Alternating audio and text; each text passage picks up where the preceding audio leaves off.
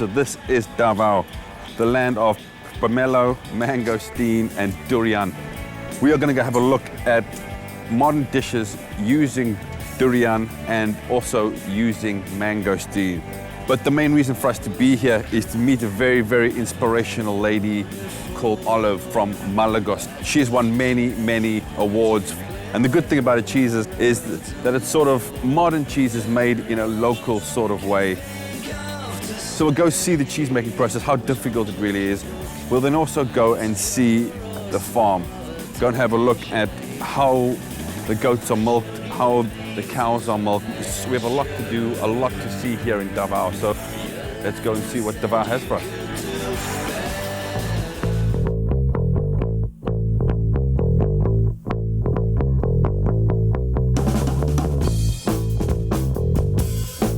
So we're just here at the Park Inn by Radisson. And Chef Jamie here is going to show us the sort of a classic French dishes like cheesecake and macaroons. He's going to infuse durian into those. He's also going to make a classic Filipino dish called sinigang, and he's going to sour it up with pureed mangosteens, which is something you've come up with. Okay, so Chef Jamie, what is the first step we do here? Well, the longest process is to puree the mangosteen. You cook it in water, add a little sugar, then cook it to hell. You've got these shrimps over here. Those are probably one of the biggest shrimps I've seen. And then you've got squid. Is that swordfish? Yes, one is swordfish, one is mackerel. Okay, swordfish, mackerel. So what's the first step? How do we get started on this dish? Okay, so once your oil is hot, you can add your ginger. Okay, that's quite a lot of ginger, right? Yes. And then just saute them a bit. And then what I learned as I worked in New York was build your flavors slowly, unlike some people I've seen here, they just season at the end. So you built up by adding a little seasoning, so the ginger Slowly, then seasons, and then the garlic, then the onions, so you can taste everything right at the end. Exactly. Yeah. Then we add the onions, and then just a piece of garlic. Okay, that smells really good, really nice. And then the salt.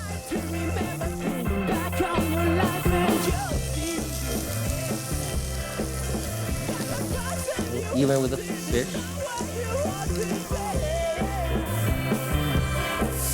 So that is just plain Stock. fish Vegetable stock? stock. Vegetable stock. Yeah. But you already have so much seafood in there, and good quality. I can see the color of the shrimp, all of the seafood there. That's just regular, local squid.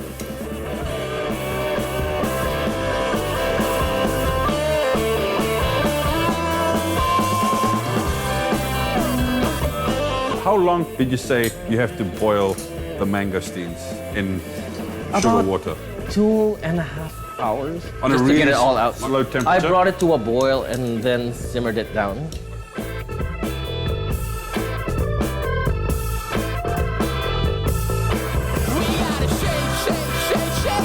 Almost burnt my eyelashes there, but that's okay. I have two of them. Right, that's everywhere. So how long are you going to simmer that for now? Probably for this dish, no longer than 6-7 minutes.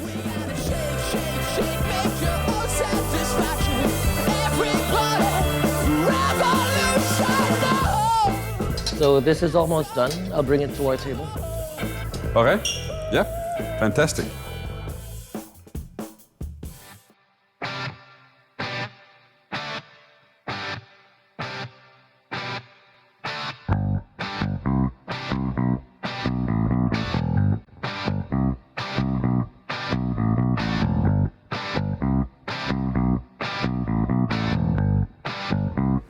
Here you go. Excellent. Wow, thank you. Very nice.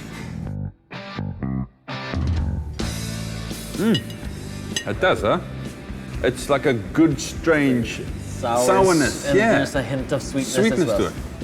Another very clever way Chef Jamie has incorporated local produce into his dishes is by making durian cheesecake as well as durian macaroons. Sorry, I have something to confess. I was not able to compromise. I don't want that you hadn't used that content. I fell over here to laugh.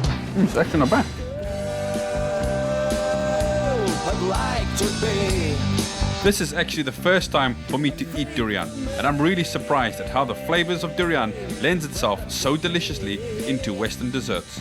This kind of man, we have made a deal how to deal with.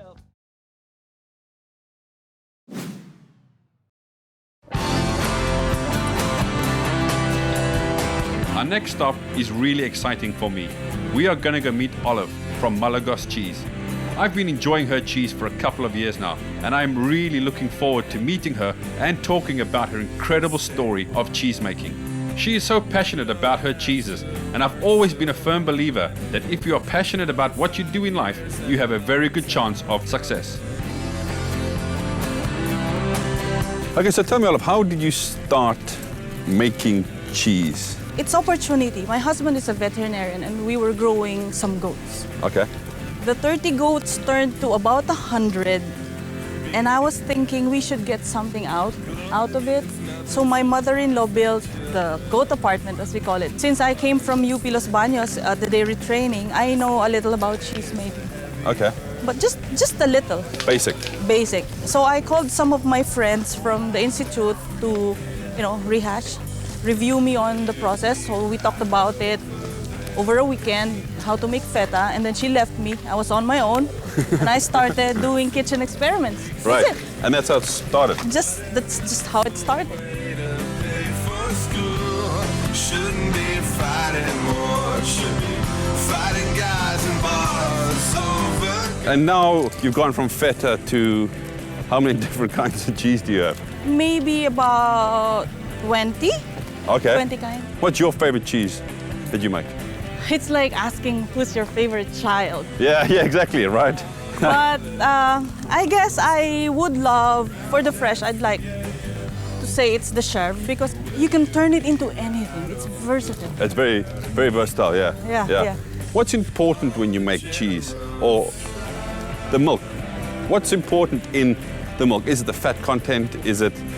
So the more fat content there is in the milk, Yes, the yield is higher. and that goes exactly the same with the goat. Yes, Right. even the quality of the milk is also affected by the who are milking. Yeah. Because we have three breeds of goats in the farm. We have La Mancha, Saanen, and Anglo-Nubian.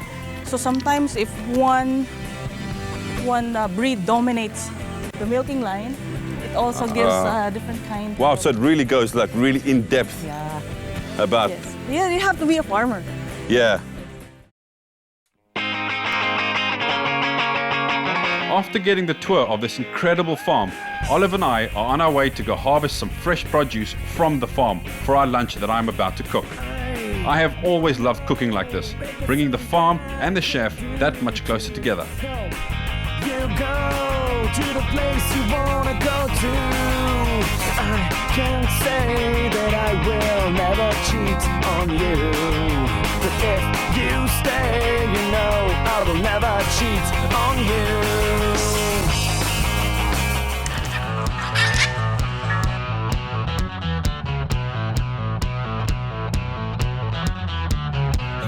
Okay, so we've just come back from a tour in the Malagos farm.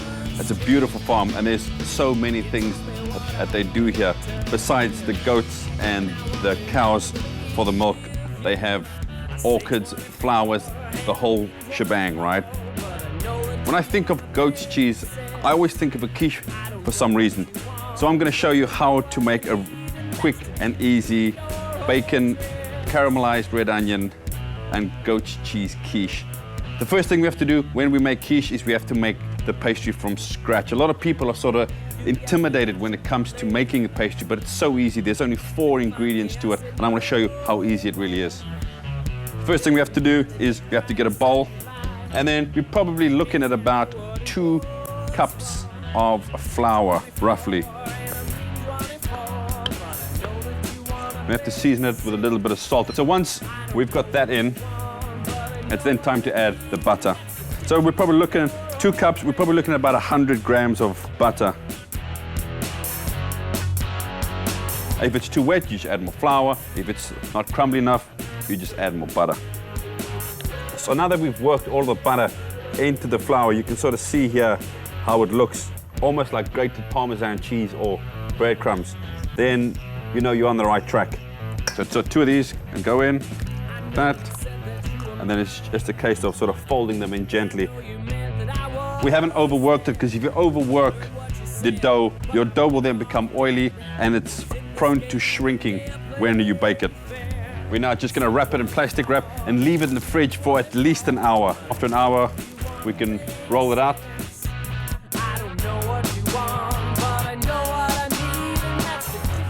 Okay, that's done. Get it in the fridge for an hour, and we'll get cracking on the actual filling for the quiche.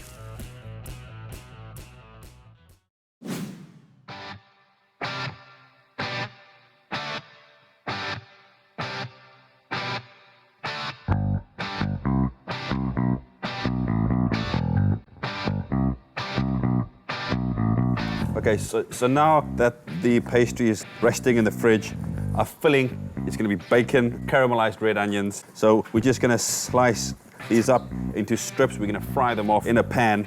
We're not going to use any oil because bacon has so much fat in it already. And then we're just going to take the bacon out, and then we're going to fry the onions in the bacon fat itself. Okay, so now that these onions have just cooked down just a little bit, no color on them, we just want them to wilt and be soft.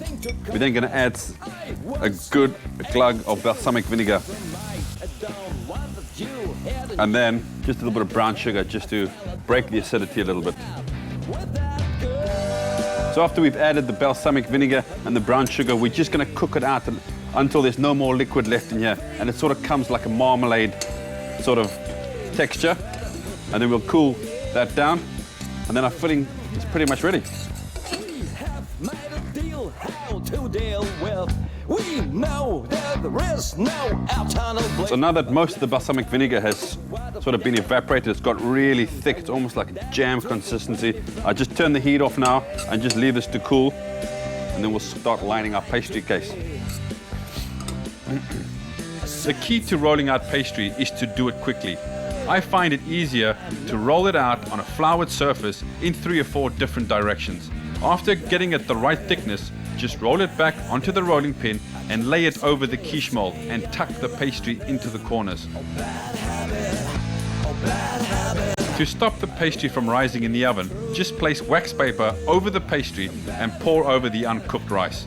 Okay, so we're just going to put this in the ref for 20 minutes just to relax. If we cook this now, because we've just worked it, it's going to shrink, it's going to twist, and there's a good chance of it cracking. So we're just going to put this in the ref for 20 minutes, and then we'll put it in an oven of about 160 degrees for about 20 to 30 minutes, and it'll be nice and golden brown, and then we can start filling our quiche.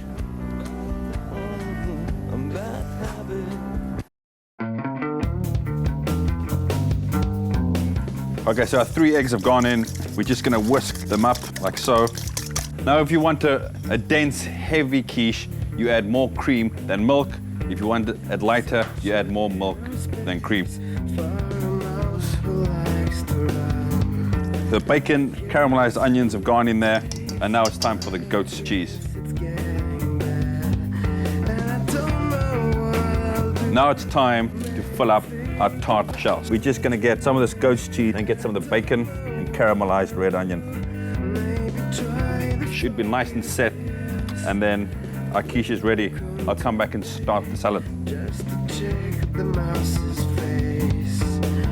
When I have to be, some of these pills I just love. And I don't know what I'll do. Maybe trip inside my head. And I don't know what I'll do. Maybe try to make this end. Now I'm going to make a salad out of the caisson pâté, which is really sort of nice and firm. Now to get our breading procedure, we're going to have flour, eggs, and breadcrumbs. I woke up this morning. So when you breadcrumb anything, the procedure is always flour, eggs, and breadcrumbs. So the flour is going to make it dry. It's also going to help the egg to stick, and then it's going to make the breadcrumb stick to the egg. We don't want a really, really thick coating on it. We just want it to get crispy on the outside and really nice, soft and gooey in the middle. I do just what they said.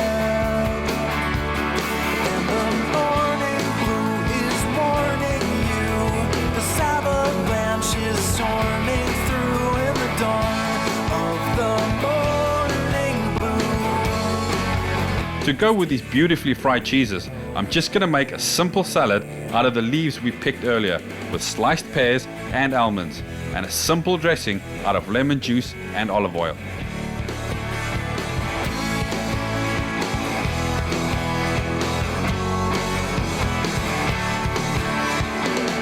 The fire of veiled reason and the rain of every season and the patriotic treason, the ringing of the bells. So Olive, run me through the process of cheese making. How do you start and how long is the aging process? Okay. Basically, you need to have a good source of milk. Right. And I'm lucky to have that in the farm. Yeah, which is yours. Yes. Yeah. And then you have to bring the milk down to a very good temperature for traveling, for it to reach your production area. From there, you have to pasteurize. In the Philippines, you have to pasteurize your milk. By pasteurizing, what do you mean by pasteurizing? Oh, you have to kill possible bacteria or whatever that can grow Right. in your milk. So you start with a clean slate Okay. because it's the tropics, you know. Yeah. Things can grow fast Of here. course. So you get the milk to as low temperature as you can, then bring it to temperature for pasteurization, kill everything that can be killed. All the bacteria. So you start clean, bring the temperature down again, and put it to a temperature where your cheese starters can grow. Okay. 35 degrees is the optimum temperature for the cheese starters to grow. Right.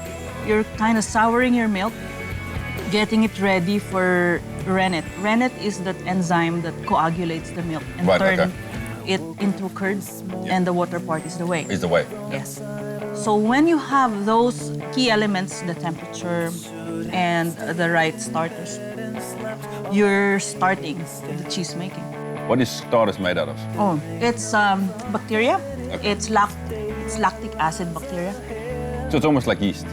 Yeah, it's like yeast, but this is like bread or purified for cheese. And then where do you get that starter from? It's imported. Okay. There are suppliers in Manila where you can get it. And then talk to me about the aging process. Some cheeses are aged and some cheeses aren't aged. And what does the aging process do to a cheese, actually? It develops the flavor. We have to remember the cheeses, they're alive. Right, yeah. So it's like when you age, the flavor develops. And when you add something like molds and you Yeah. know the what we call the bloomy rind or something like that, it imparts flavor also. And when they age, they impart flavor in different stages of the cheese. Okay. So there are cheeses that are meant to be like 21-day-old, 30-day-old, but there are cheeses that are meant to age as far as up to like 24 months or beyond. Okay. And they develop more flavor, and then they develop different nuances. Yeah, and yeah. then they become Characteristics and- yeah. Well, some people don't like it. Some people love it when they're aged. Me personally, I really love aged cheese. I like that sort of characteristic that the aging process gives to the cheese. The cheeses that aren't aged, I think sometimes they're a little bit weak. There's no characteristic to them. Am I correct? That's true. You get that nuttiness after a while. You get that, it's like flavor popping in your mouth that you get when you age cheeses, Yeah. especially in caves in Europe. We don't have that here. But, Right, yeah. But we do try to simulate the kind of temperature and also the humidity that you get from those kinds of situations. Okay. And what is the cheese that is aged the most out of the range that you have? Oh, I have the ones that can age up to 6 to 8 months.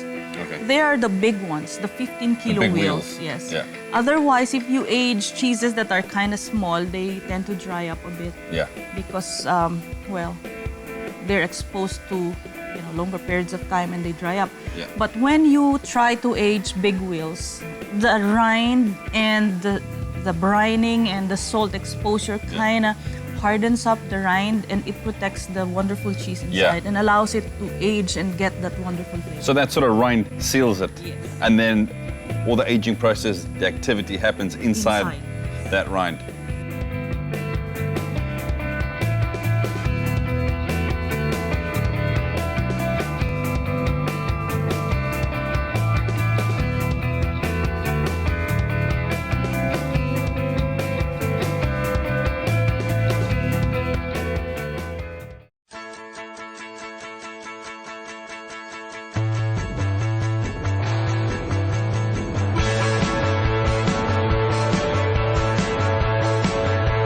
Next time on Market to Master, we find ourselves smack bang in the middle of the tuna festival in Ginseng.